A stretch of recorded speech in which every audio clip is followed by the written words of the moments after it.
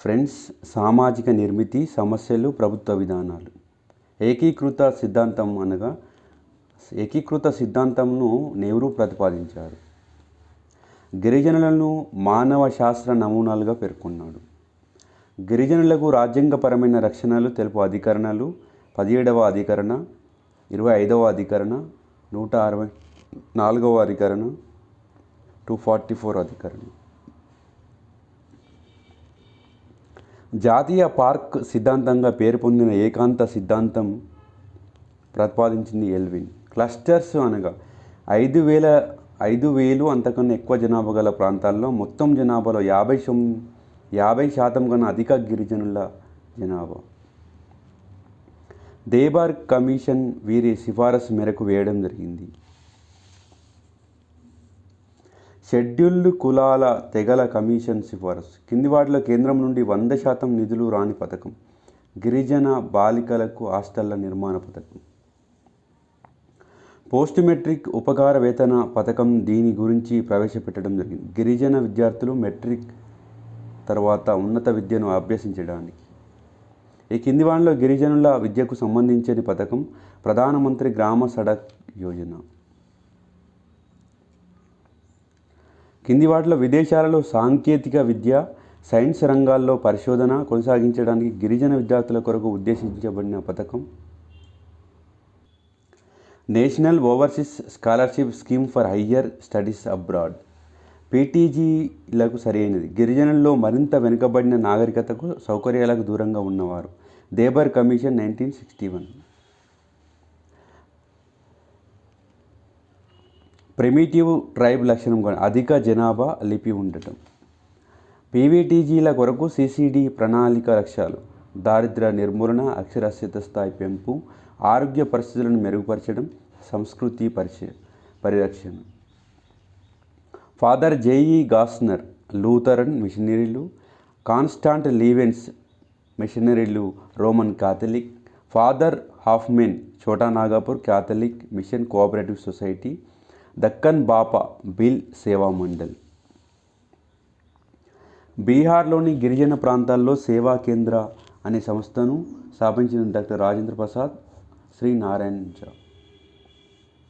భారత అటవీ చట్టం 1927, భారత అటవీ విధానం 1952, వన్యప్రాణి సంరక్షణ చట్టం 1972, గిరిజన ఇతర అటవీ నివాసితుల చట్టం 2006.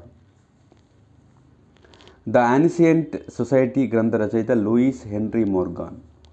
అస్సాం భూ నియంత్రణ చట్టం 1964, బీహార్ షెడ్యూల్డ్ ప్రాంతాల నియంత్రణ చట్టం 1969, మధ్యప్రదేశ్ భూ రెవెన్యూ కోడ్ 1951, ఒరిస్సా షెడ్యూల్డ్ ప్రాంతం చట్టం 1966. ఐక్యరాజ్యసమితి బీజింగ్ నియమాలు దేనికి సంబంధించినవి? బాలల హక్కులు. ఆఫ్టర్ కేర్ సేవలు 18 నుండి 21 సంవత్సరాల వారు. బాలాపరాధులు జువైనల్ జస్టిస్ బోర్డు. రక్షణ అవసరం ఉన్న పిల్లలు చైల్డ్ వెల్ఫేర్ కమిటీలు. విచారణ ఎదుర్కొంటున్న బాలాపరాధులు పరిశీలన గృహాలు. బాల న్యాయ చట్టం యొక్క అమలు తీరుపై పర్యవేక్షణ అధికారాన్ని కలిగి ఉన్న సంస్థ జాతీయ బాలల హక్కు పరిరక్షణ కమిషన్.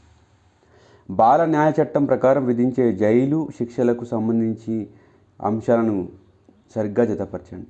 భిక్షాటన కోసం బాలలను అంగవిచ్ఛేదనకు గురి చేయడం 7 నుంచి 10 సంవత్సరాలు. బాలల కొనుగోలు మరియు విక్రయం 5 సంవత్సరాలు. బాలల చేత హింసాత్మక కార్యక్రమాలు చేయించడం 7 సంవత్సరాలు. బాలలను క్రూరత్వానికి గురి చేయడం 3 సంవత్సరాలు.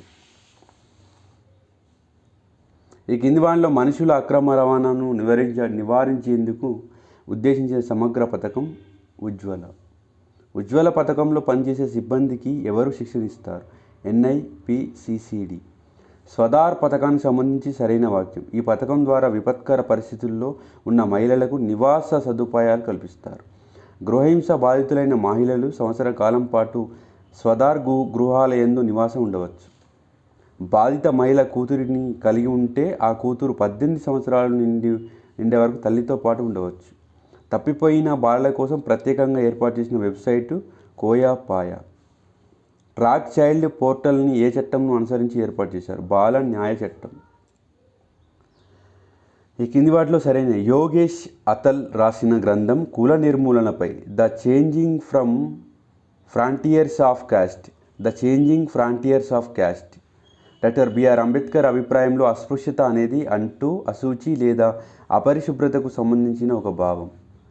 ప్రాచీన హైందవ సాహిత్యం ప్రకారం అస్పృశ్యులను పంచములు, చండాలుడు, అత్యజులు అంటారు.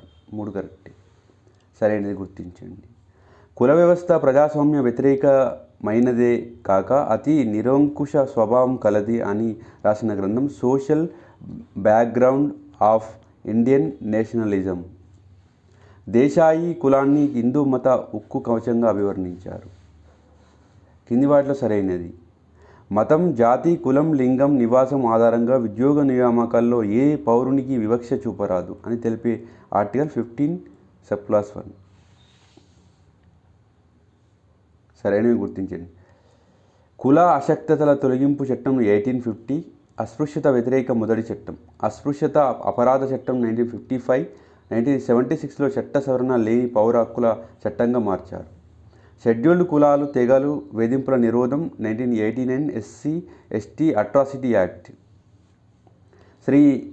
శ్రీమతి ఐరావతి కార్వే ఆర్థిక సాంస్కృతిక సమానత్వం, కుల నిర్మూలన చేయగలరు అని వ్యాఖ్యానించారు. 2011 సౌత్ ఆఫ్రికాలోని డర్బన్లో జరిగిన సదస్సులో భారతదేశంలో 2000 సంవత్సరాల నాటి కుల వ్యవస్థ గురించి చర్చించారు. కులం ఆధారంగా చూపే వివక్షతకు వ్యతిరేకంగా చర్యలు తీసుకోవడంలో భారత ప్రభుత్వం విఫలమైనదని విమర్శించింది.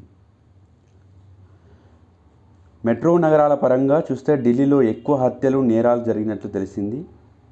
సైబర్ క్రైమ్స్ అధికంగా జరిగిన మెట్రో నగరాలు హైదరాబాద్, ముంబై. మార్చి 7, 2018 సుప్రీంకోర్టు పాసివ్ యూథనేషియాకు అనుమతించింది. గృహహింస చట్టం దుర్వినియోగం వల్ల తప్పనిసరిగా సవరణ అవసరమని సుప్రీంకోర్టు ప్రతి విఐఎస్ జార్ఖండ్ ప్రభుత్వం 2016లో కేసు తీర్పునిచ్చింది. ఏ కరెక్ట్. సరైనది గుర్తించాం. మానభంగ వ్యతిరేక చట్టం లేదా నిర్భయ చట్టం 2013 ఏప్రిల్ 3న దేశవ్యాప్తంగా అమలు. అత్యాచారం 7 సంవత్సరాలు, యాసిడ్ దాడి 10 years 10 లక్షల జరిమానా, వేధింపులు 1 to 3 సంవత్సరాలు, వాయారిజం 13 సంవత్సరాలు, చట్టానికి విరుద్ధంగా ప్రవర్తించే ప్రభుత్వ ఉద్యోగి 1 సంవత్సరం. నేర బాధితులకు అక్టోబర్ 2015లో 200 కోట్ల ఒక నిధిని ఏర్పాటు చేశారు. ఢిల్లీలో 2012 డిసెంబర్ 16న జరిగిన సామూహిక అత్యాచార ఘటన నిర్భయ కేసు అంటారు. నేర న్యాయ చట్టం 2013లో అమలు వచ్చింది. జేఎస్ వర్మ కమిటీ మహిళలపై హింసను అరికట్టడానికి వేయబడింది. మన దేశంలో మొదటగా రసాయన ఇంజెక్షన్ చేసి శిక్ష ప్రతిపాదించిన సుప్రీంకోర్టు జడ్జి కృష్ణ అయ్యర్ 1970. మహిళల కొరకై ఢిల్లీలో మాత్రమే toll free number 181. Assisted reproductive technology ART regulation bill 2020.